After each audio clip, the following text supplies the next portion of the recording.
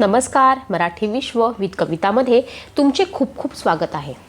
आज आपण ऐकणार आहोत जगन्नाथपुरीच्या एक महाप्रसादाची कथा. एका कृष्ण भक्ताची कथा पूर्णपणे ऐका. राजस्थानामधील नागौर जिल्ह्यामध्ये कर्मा नावाची एक महान कृष्ण भक्त होऊन गेली. तिला मारवाडची मीरा असेही म्हटलं जातं. हिचे वडील एक धार्मिक पुरुष होते. सकाळी उठल्यावरती देवाला प्यायला पाणी दिल्याशिवाय ते स्वतः पाण्याचा थेंबही आपल्या तोंडात टाकत नसत. त्यामुळे कर्माला घरातूनच भक्तिभावाचे संस्कार मिळाले होते. या कर्माच्या खिचडीची एक खूपच रंजक कथा आहे. एकदा कर्माचे आईवडील कार्तिक पौर्णिमेचं स्नान करण्यासाठी म्हणून पुष्करला जायला निघाले. आता कर्माही त्यांच्याबरोबर जाणार होती. पण मग देवाला नैवेद्य कोण दाखवणार? कारण घरातून सर्वच निघून गेल्यावरती देवाला नैवेद्य दाखवणं गरजेचं होतं. त्यामुळे कर्मा घरीच राहिली. आईवडिलांच्या अनुपस्थितीमध्ये देवाला नैवेद्य दाखवण्याची जबाबदारी कर्माकडे सोपवण्यात आली होती. त्यांनी जाताना मुलीला सांगितलं की आधी देवाला नैवेद्य दाखवून मगच तू जेवत जा. कर्माने देखील आनंदाने ही जबाबदारी स्वीकारली. तिचे आईवडील तीर्थयात्रेला गेले आणि कर्माने इकडे सकाळी आंघोळ करून बाजरीची खिचडी केली. त्यात तिनं भरपूर तूप घातलं आणि देवाच्या मूर्तीकडे पुढ्यात ती खिचडी तिने ठेवून दिली.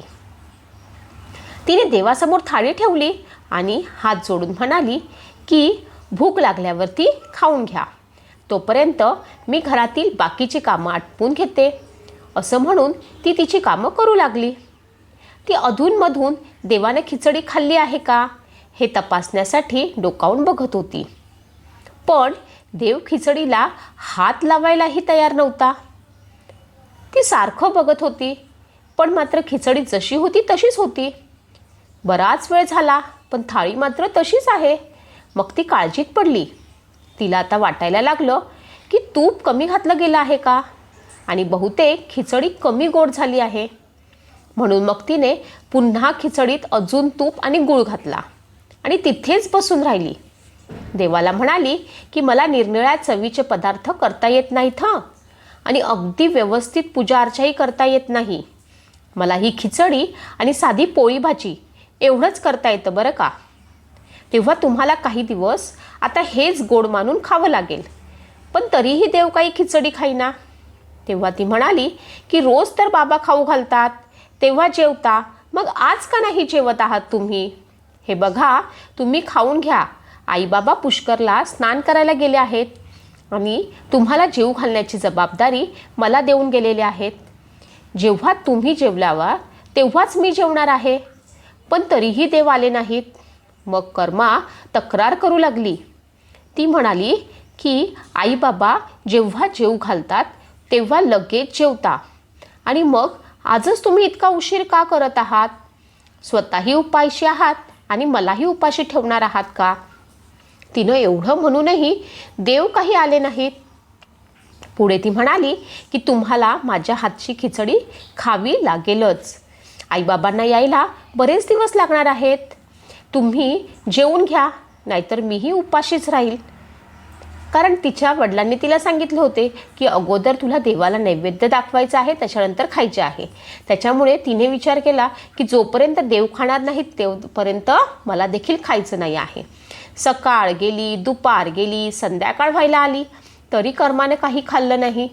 असं म्हटल्यावरती कृष्णाला यावं लागलं. कृष्णाच्या मूर्तीतून आवाज आला, तू पडदा घेतलेला नाहीस, असं कर, खायला घेऊ. हे ऐकताच तिनं तिची ओढणी डोक्यावरून पुढे ओढली आणि त्यांच्या सावलीत कृष्णानं खिचडी खाल्ली. थाळी पूर्ण रिकामी झाली. कर्मा म्हणाली की देवा, एवढीशी गोष्ट होती तर आधीच सांगायचं नाही का? स्वतः उपाशी राहिलात आणि मलाही उपाशी ठेवलं. आता दररोज कर्मा खिचडी करू लागली आणि ती खायला कृष्ण येऊ लागले. कर्माचे आईवडील परत येईपर्यंत हे असंच सुरू राहिलं. काही दिवसांनी तिचे आईवडील पुष्करहून परत आले. त्यांना घरी आल्यावरती लक्षात आलं की घरातील गुळाचा हंडा जो पूर्ण भरलेला होता तो रिकामा झालेला आहे. त्यांनी कर्माला बोलावलं आणि विचारलं की अरे, इतका गुळ कुठे गेला? कर्मा म्हणाली की दररोज भगवान कृष्ण तिच्याकडे येत आणि खिचडीचा नैवेद्य खाऊन जात आहेत. खिचडीत गोड कमी नको, राहिला म्हणून तिनं खिचडीत दररोज जरा जास्तच गूळ घातला. मग पुढे तिनं पहिल्या दिवशी काय घडलं हेही सांगितलं. हे ऐकून आईवडील देखील आश्चर्यचकित झाले. ज्या देवासाठी ते तीर्थयात्रा करायला गेले होते, ज्याला लोक कुठे कुठे शोधत असतात, त्याला आपल्या मुलीनं आपल्या हातानं खिचडी खाऊ घातली. पण त्यांना वाटलं की हे असं कसं काय शक्य आहे. त्यांना मुलीची काळजी वाटली की मुलगी खुळी तर नाही झाली ना.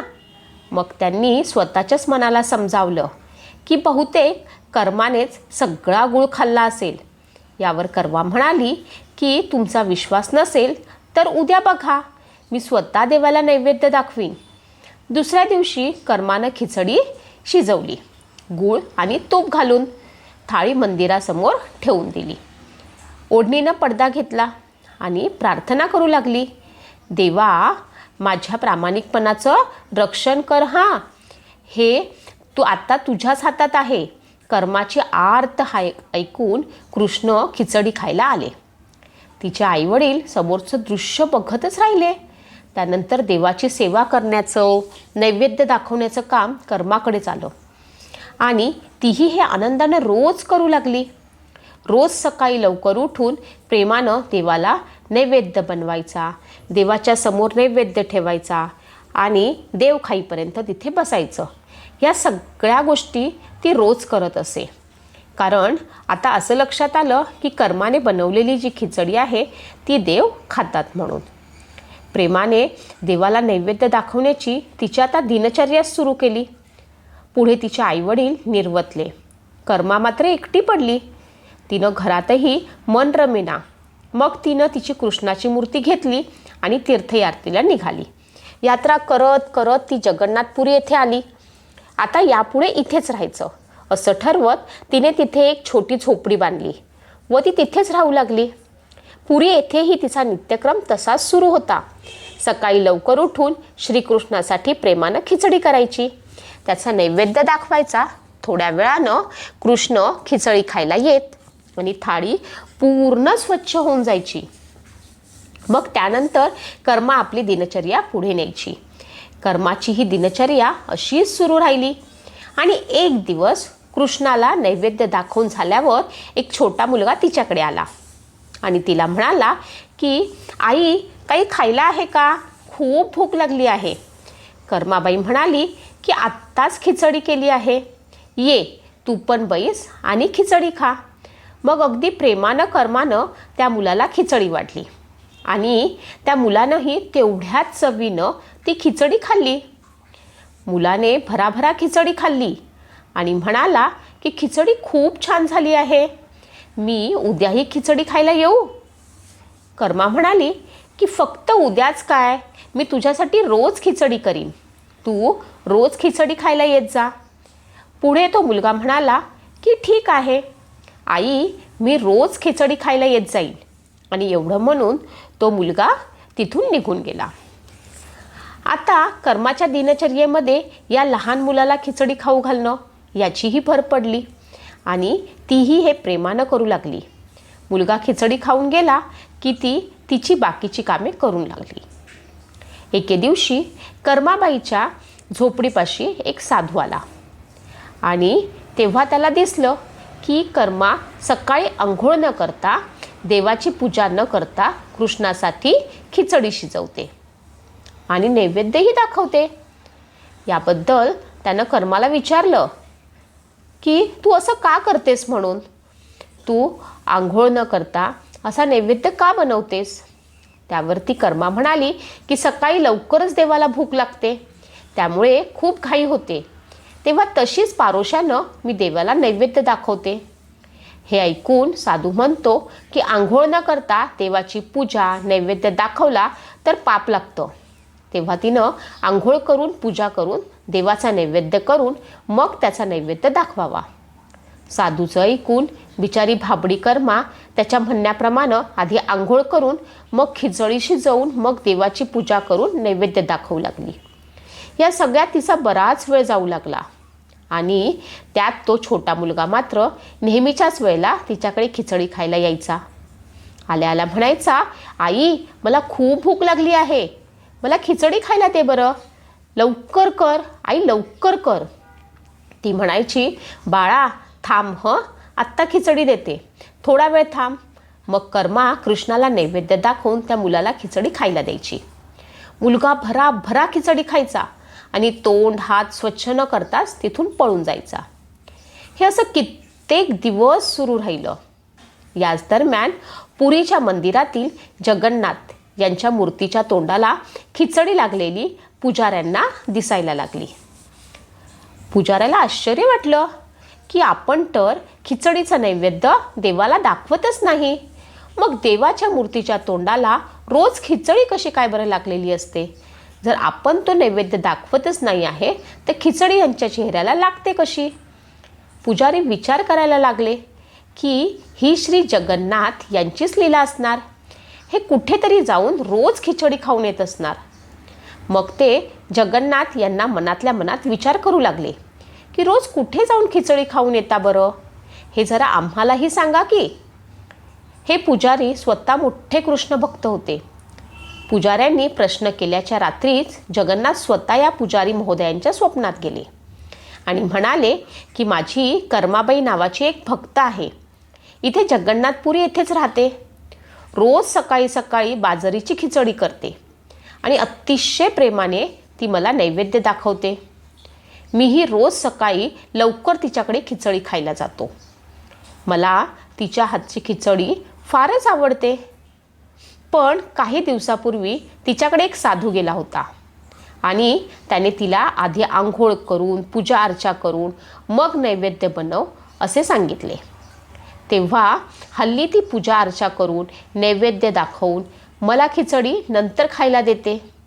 या सगळ्यात खूप वेळ जातो आणि मला त्याच्यामुळे खिचडीची वाट बघावी लागते.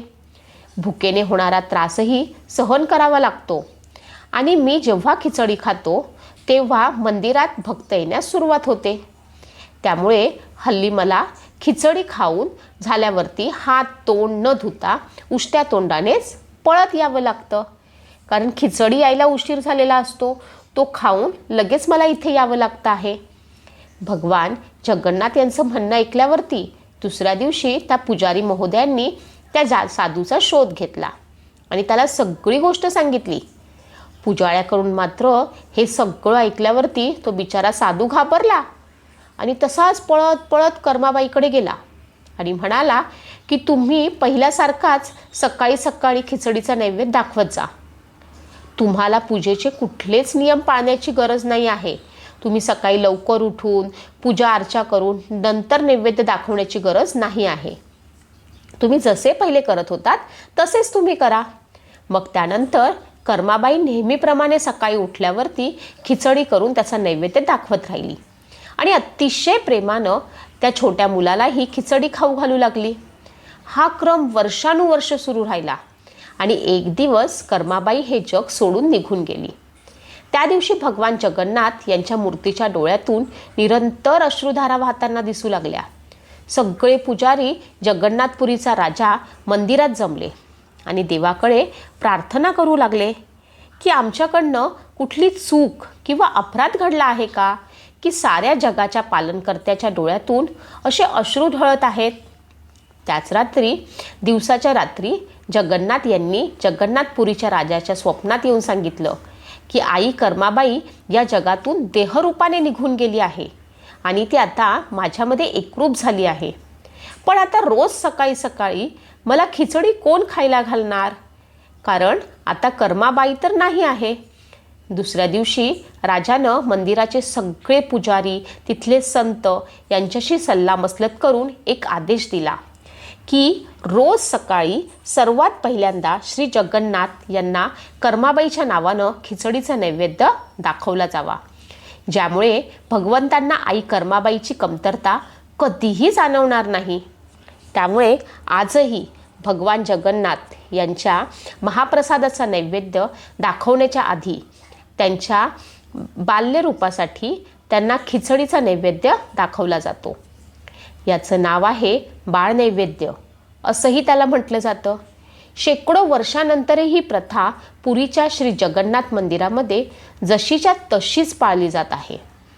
जय श्री कृष्ण, जय श्री जगन्नाथ, जय देवी माता कर्मादेवी. कशी वाटली तुम्हाला ही कथा? अशाच नवनवीन कथा ऐकण्यासाठी तुम्ही माझ्या चॅनलला लगेच सबस्क्राईब करा. धन्यवाद.